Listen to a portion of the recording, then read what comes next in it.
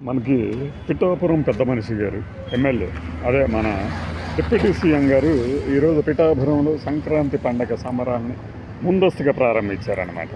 ఆయన ఈ సందర్భంగా రకరకాల ప్రవచనాలు చెప్పారు. అసలు నేనేమంటానంటే బాధ్యతగా ఉండాలి, ప్రతిదానికి నన్ను ఇక్కడ పిలవకండి, నేను రాకపోయినా కూడా సమస్యల పరిష్కారం అయ్యేటువంటి ఒక వ్యవస్థను ఏర్పాటు చేయాలనుకుంటున్నాను, సింగపూర్ తరహాలో పిఠాపురాన్ని చేస్తాను. నా మీద తెగ విమర్శలు చేస్తున్నారు, పిఠాపురంకి ఎన్ని కోట్ల రూపాయలు నేను తీసుకొచ్చాను అనేది చూడట్లేదు వీళ్ళు. పిఠాపురంలో ఆకు రాలిపోయినా కూడా పాటాకు చప్పులను కూడా పెద్దగా వైరల్ చేస్తున్నారు. ఏదో చిన్నపిల్లల మధ్య గొడవ జరిగితే దాన్ని కులాలకు అంటగడ్డామని ట్రై చేశారంటూ పాపం చాలా బాధ వ్యక్తం చేశారు. అంత బాధ వ్యక్తం చేసే ముందు నిజంగానే అక్కడ ఆ ఇష్యూ జరుగుతుంది అన్నప్పుడు వెంటనే స్పందిస్తే సరిపోయేదిగా. సరే, నాయకుడు లేని సమాజాన్ని ఆవిష్కరించటమే అసలైన నాయకుడు లక్షణం అని భరతన్యంలో మహేష్ బాబు గారు అంటారు. అలాగైనా ఈయన ఏమన్నా కంకణం కట్టుకున్నారా అంటే చెప్పలేము, కట్టుకొని ఉండొచ్చు కంకణం.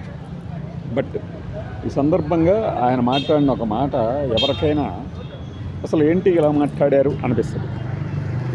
ఆయనట పిఠాపురంలో ఒక ఆటాకు రాలినా కూడా పెద్ద వార్తలాగా వైరల్ చేస్తున్నారు.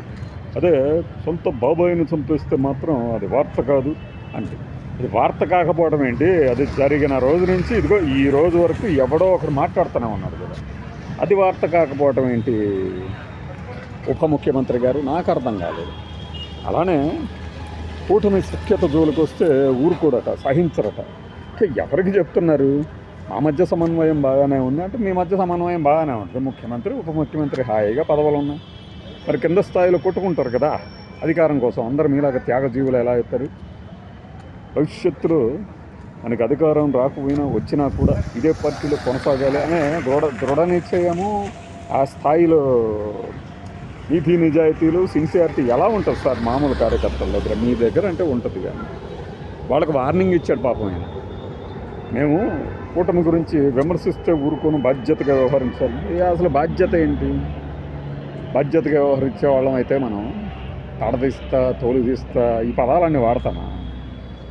అంటే నేను చెప్తాను, మీరు మాత్రం చెయ్యాలి, నేను చెయ్యను మీకు చెప్తాను.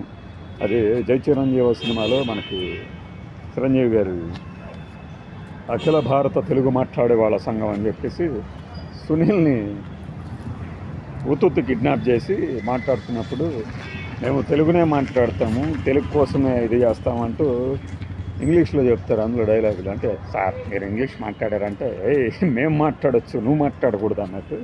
బాధ్యత గురించి మరొక దాని గురించి మేము చెప్తాం, ఫాలో అవటం మాత్రమే మీ పని అన్నారేమో. మరి పవన్ కళ్యాణ్ గారి డైలాగుల్ని మీకు ఒరిజినల్గా వినిపిస్తా, డౌన్లోడ్ చేస్తా, వేరే దాని నుంచి డౌన్లోడ్ చేసి మీకు అప్లోడ్ చేస్తాను. అదనమాట. మరి ఈయనకు అంత కడుపు మంట కలుగుతుందంటే పిఠాపురంలో ఖచ్చితంగా జరుగుతున్న వాటి మీద విమర్శలు కానీ బయట వార్తలు రావటం కానీ ఈయనకి ఇష్టం లేనట్లుంది. జరిగిందేగా చెప్పింది అక్కడ, అవమాంసం రవాణా కానీ దేవాలయాల్లో కొవ్వు వాడుతున్నది కానీ ఇవన్నీ జరిగినాయే కదా, ఎక్కడ అబద్ధాలు కాదు కదా. మరి వాటిని చూపించడం ఈయనకు నొప్పి కలుగుతుందంటే దాని అర్థం ఏంటి? అలానే బాగా ఫాలో అవుతున్నట్టుంది పిఠాపురంలో ఎవరెవరు ఏం మాట్లాడుతున్నారు దాని మీద అనేది. విమర్శలు చేయండి, నేను స్వీకరిస్తా అని పైకి చెప్పటమే కానీ ఈ రోజున మాట్లాడిన మాటలు కానీ మధ్యలో వార్నింగ్లు ఇచ్చిన కానీ కలిసి చూసినప్పుడు స్వీకరించే గుణం లేదు. ఇక్కడ ప్రశ్న అనేది మనమే వేయాలి, అవతలోడు వేయకూడదేమో అన్నట్టు అనిపించింది నాకు. మరి మీకేమనిపించిందో కామెంట్లో పెట్టండి.